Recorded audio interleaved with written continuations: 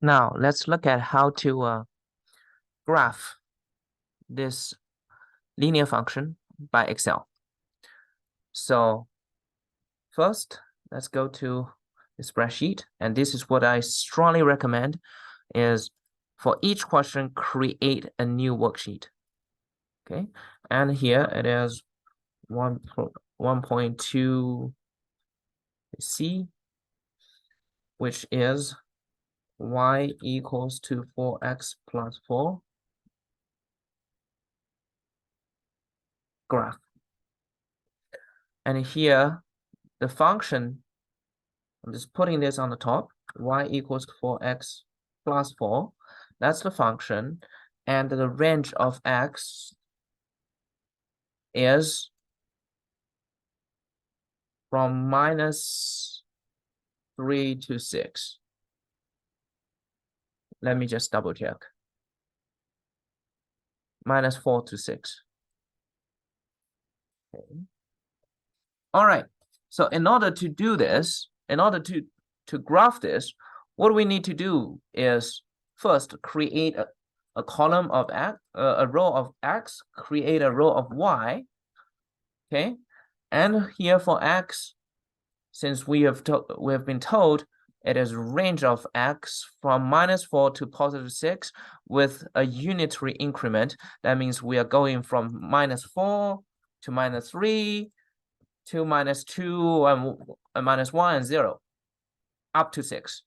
So here you can start with these two initial numbers, letting Excel know the growing trend.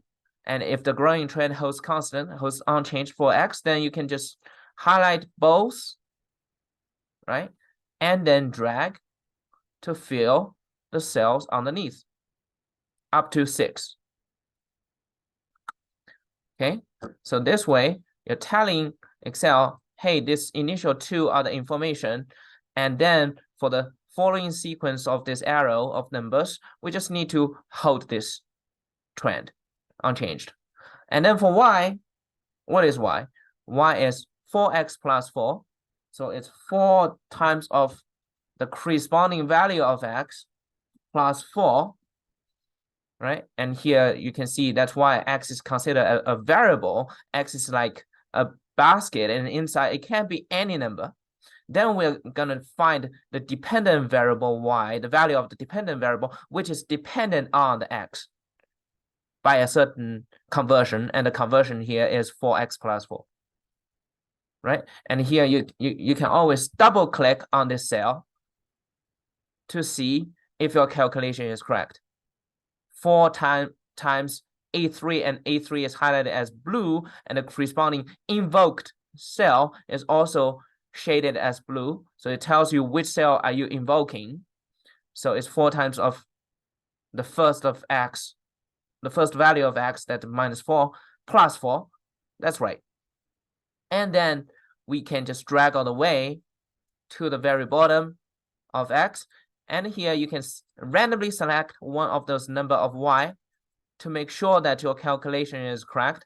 So it's 4 times of A8, which is corresponding value of x, plus 4. That's right.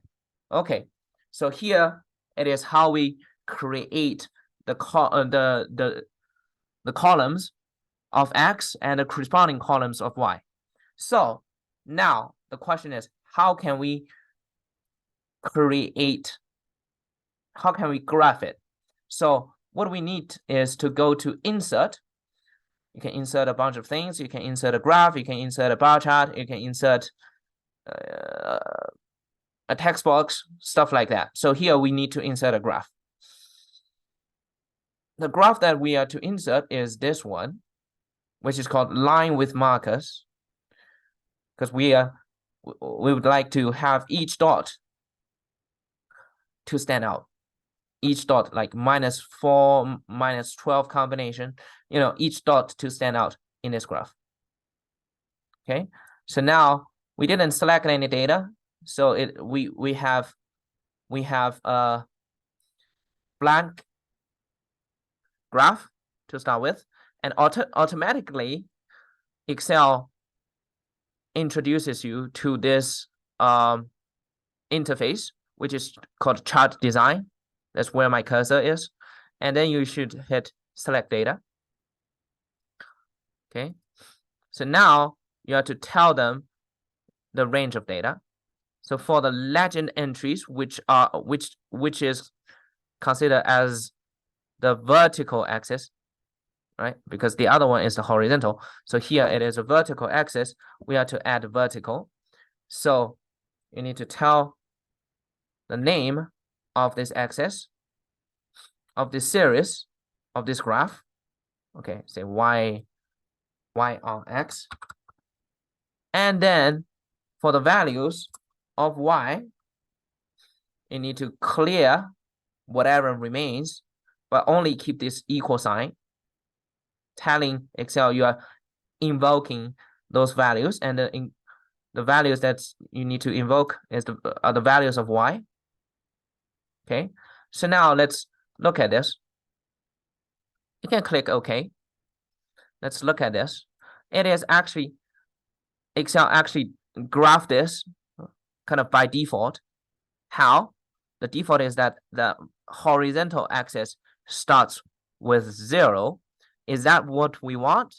It actually is not, because we are asking for x to start with -4 to end with 6. So the range is not the same. So what we need to do is to adjust the range, adjust the horizontal axis labels. Okay. How do we do that? We just hit edit and we select the value of x. And as you can see, it changes the labels of the horizontal units are changed into starting from -4. And here click OK. We have an ideal result.